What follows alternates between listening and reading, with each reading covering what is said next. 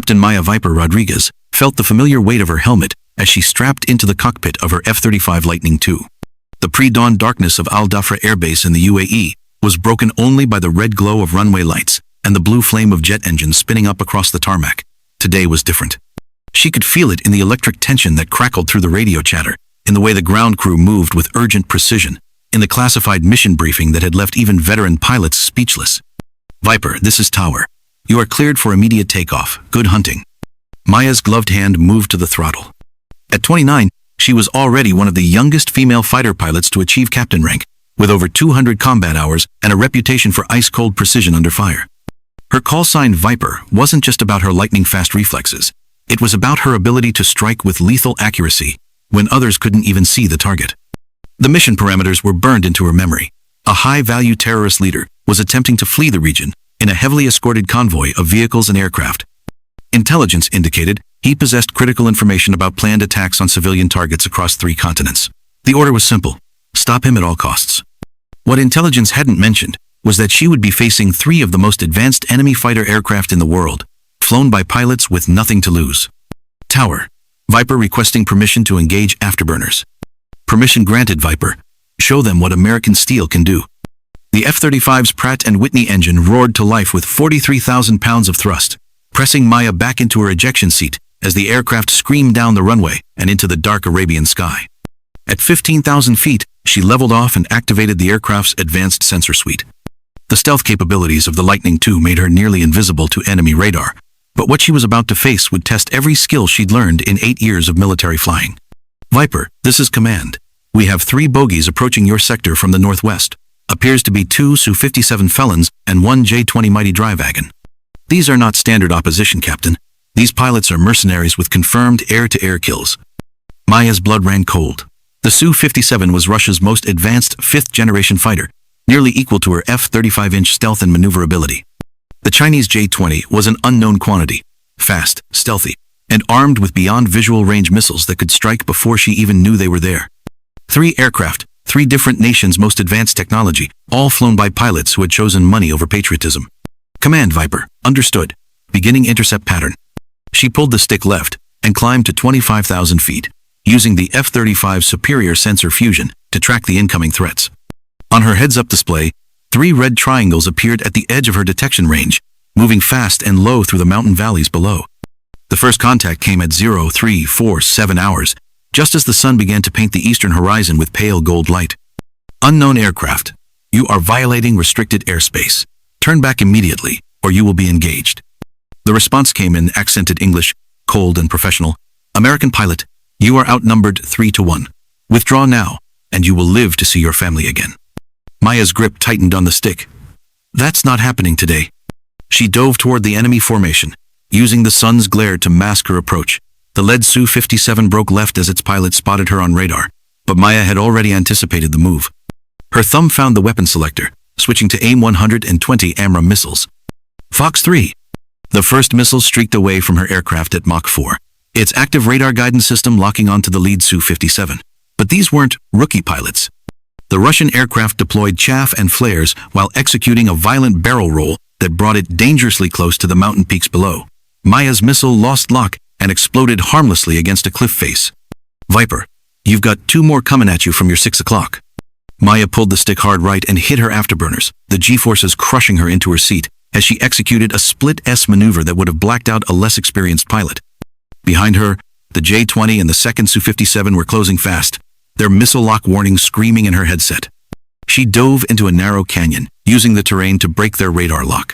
The canyon walls flashed past her wingtips at over 500 miles per hour, so close she could see individual rocks and scraggly bushes. One miscalculation would turn her into a fireball against the canyon wall. "Come on, follow me," she whispered into her oxygen mask. The J-20 pilot took the bait, diving into the canyon behind her. But Maya had flown training missions in similar terrain in Nevada, and she knew something the Chinese pilot didn't. This canyon had a sharp bend ahead that would force any pursuing aircraft to slow down or risk collision. At the last possible second, Maya pulled up and out of the canyon. The J-20 pilot, committed to his pursuit, couldn't react fast enough. As he struggled to navigate the canyon's narrow confines, Maya rolled inverted and dove back down, positioning herself directly behind the enemy aircraft. Fox 2. Her AIM-9X Sidewinder missile locked onto the J-20's heat signature and streaked toward its target. The Chinese pilot tried desperately to evade, but in the confined space of the canyon, there was nowhere to go. The missile struck the J-20's left engine, and Maya watched as the aircraft disintegrated in a ball of orange flame and black smoke. "First kill confirmed," she reported to command, but there was no time for celebration. Her radar warning receiver was screaming. Both Su-57 were bearing down on her position with active missile locks. Maya pulled out of the canyon just as 2 Russian missiles exploded where she had been seconds before. Shrapnel peppered her aircraft's armored skin, and warning lights flickered on her instrument panel. She was hurt, but still flying. "Viper, your aircraft shows damage to secondary systems. Recommend you withdraw for emergency landing." "Negative, command. Mission is not complete. I have 2 more targets to eliminate." She climbed rapidly to 30,000 feet, where the thin air would give her F-35's engine a slight advantage over the Russian aircraft. Below her, the 2 Su-57 were attempting to flank her, one climbing to match her altitude, while the other remained low to cut off any escape route. Maya activated her aircraft's electronic warfare systems, sending out false radar signatures to confuse the enemy pilots. On their screens, it would appear as if multiple F-35 were attacking from different directions. The deception worked. The 2 Su-57 broke formation to engage what they thought were separate threats. "Got you," Maya breathed, and dove toward the higher Su-57. The Russian pilot was skilled. He rolled away from her attack and reversed course, trying to get behind her. For 30 seconds, the 2 aircraft engaged in a deadly dance at 25,000 feet, each pilot trying to gain the advantage. Maya's F-35 was slightly faster, but the Su-57 was more maneuverable at high altitude. The breakthrough came when Maya remembered a training exercise from 2 years earlier. She suddenly cut her throttles and deployed her speed brakes, causing her aircraft to decelerate rapidly. The Su-57 pilot, expecting her to continue at full speed, overshot her position and found himself directly in front of Maya's nose. Fox 2.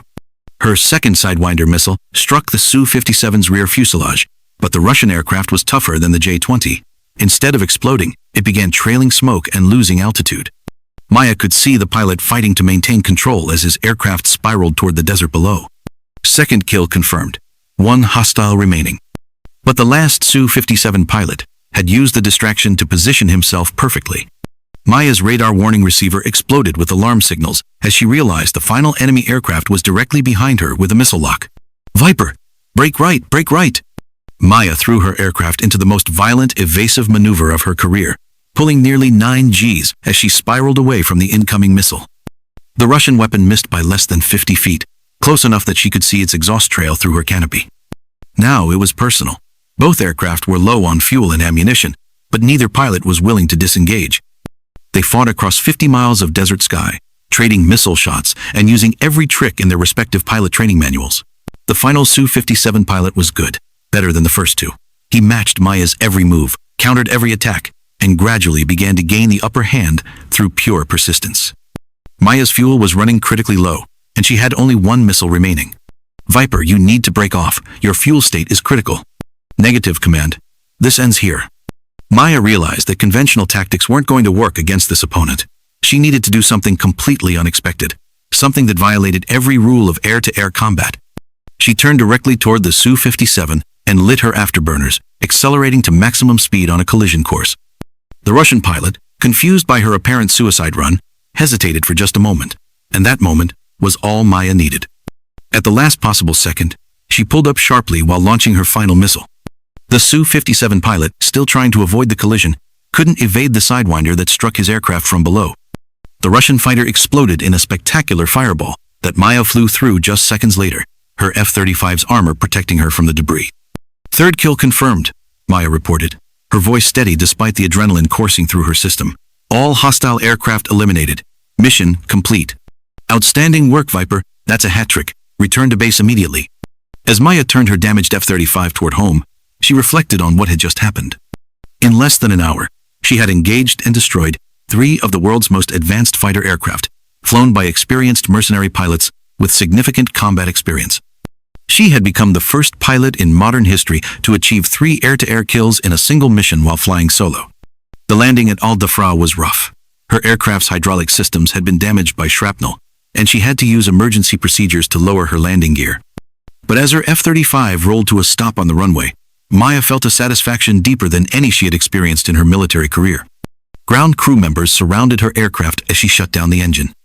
When she opened her canopy, she was greeted by cheers and applause from pilots and maintenance personnel who had monitored the entire engagement over radio. "Viper?" called out Colonel Martinez, her squadron commander, as she climbed down from her aircraft. "That was the most incredible display of airmanship I've ever witnessed. You just made history." Maya removed her helmet and shook out her sweat-dampened hair. "Sir, I was just doing my job."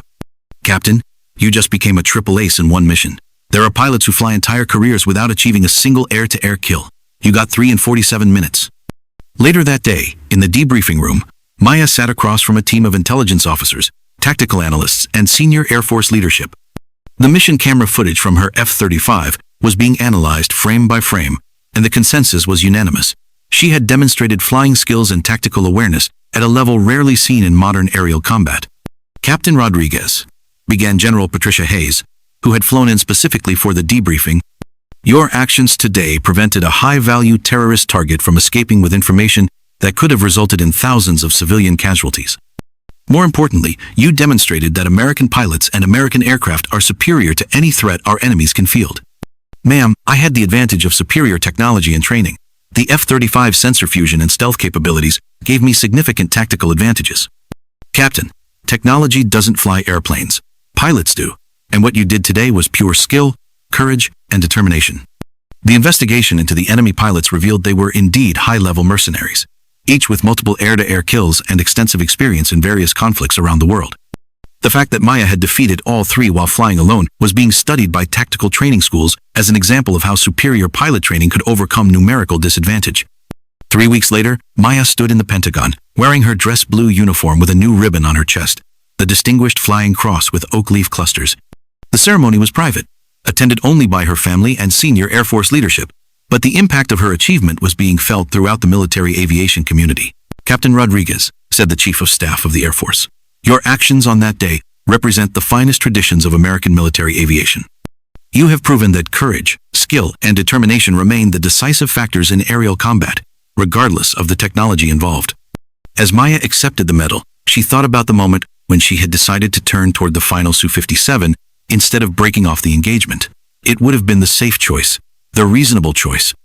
But safe and reasonable didn't protect the innocent civilians who would have died if that terrorist leader had escaped. "Sir," she said during her brief acceptance speech, "I was trained by the best instructors in the world, flying the most advanced aircraft ever built, supported by the finest ground crews in military history. Today's honor belongs to all of them as much as it belongs to me." But privately, Maya knew the truth. In those critical moments at 25,000 feet over the Arabian desert, when 3 enemy pilots with combined decades of combat experience were trying to kill her, it hadn't been about technology or training or support. It had been about one pilot's refusal to accept defeat when the stakes were measured in innocent lives. 6 months later, Captain Maya Viper Rodriguez was promoted to major and assigned as an instructor at the Air Force Weapons School, where she would train the next generation of fighter pilots. Her first lesson always began the same way. "Ladies and gentlemen, air-to-air combat is about more than missiles and radar. It's about making the right decision in the split second when everything depends on what you do next." Today, we're going to talk about the day I learned that sometimes the only way to win is to do something so crazy that your enemy never sees it coming.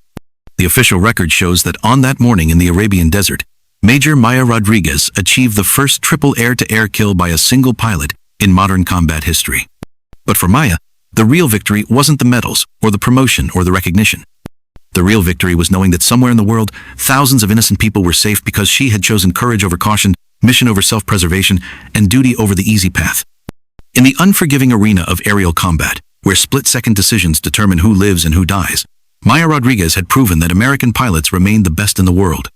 And in doing so, she had earned her place among the legendary aces who had defended freedom in the skies above every battlefield in American history.